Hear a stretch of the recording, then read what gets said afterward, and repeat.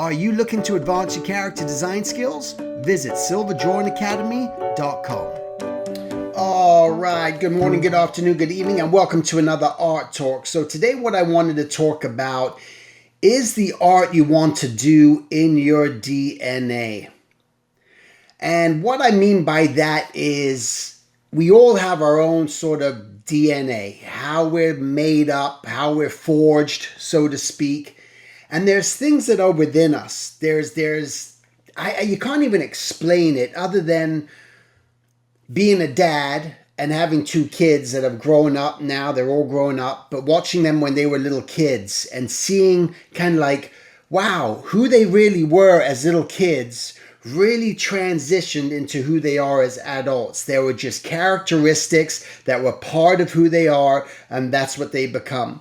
And that's what the same thing is with us. Like, we know there are certain things that we did, there are certain things that we followed, there's certain things that we loved that all of a sudden just became a part of us. There's just a great saying that after 8, it's too late. Meaning that if you don't become who you're going to be within those first 7 years, those first 8 years of being a kid, maybe there's things that have happened, just in your life, maybe certain foods you enjoy, maybe certain characteristics that you have, maybe certain movies that you grew up on within that time. And the rest of your life, you're kind of like, let's just say Star Wars. I saw Star Wars when I was 7 years old, and you're a fan for life, right? There's just, that's one little instance. But there's these things that are part of who we are and make up who we are.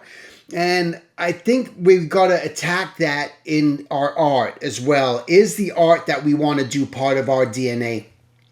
We look at artists that are great and we go, God, look at those oil paintings. My God, look at those landscapes. Look at that composition. Look at how that person draws animals. Look how that person draws creatures. Look how that person draws just humans. Look how that person caricatures. Whatever it may be, it's within that person. That person is doing these things because it's just part of who they are. It's the way their mind thinks. It's sometimes you can't train the mind to do certain things without forcing it so much that it's no longer even natural for you.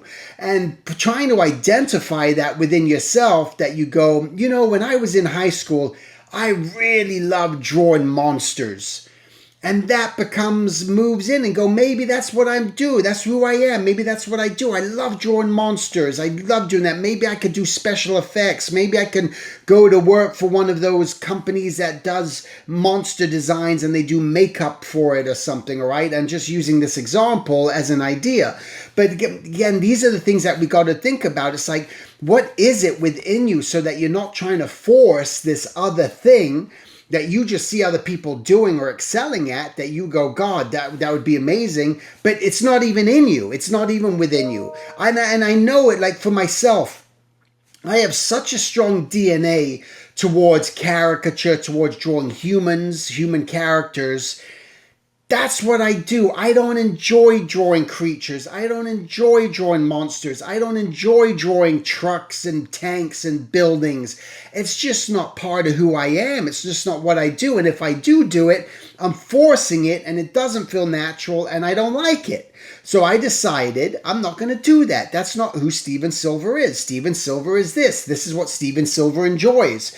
So that's what I just really want to get across to you, is for you to make sure that you find that thing that you truly enjoy, that makes you what it is that you want to be, that you want to do, and try to follow that and pursue that within your life. You might even realize it might not even be art at the end of the day, that, oh my God, I've been chasing the wrong thing. Maybe it's some form of art. Maybe it's sculpture. Maybe it's printmaking. Maybe it's designing puppets. I don't know. Maybe it's stop motion. Who knows? I don't know. You know what's within your own DNA. And if you don't, that's something that you got to just really write down and try to discover. Again, I just feel like we know it. Like we know what sort of foods we like. Like I know what food I like and I know what food I don't like.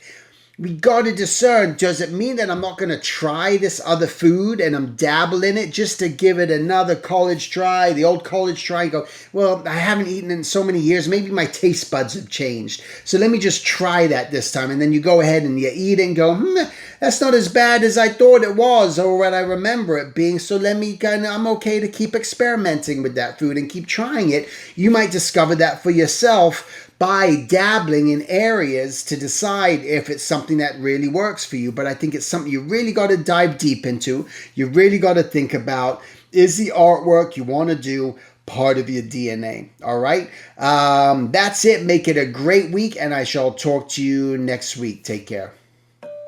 Join SDA for less than $1 a day and drastically improve your skills at silverdrawingacademy.com.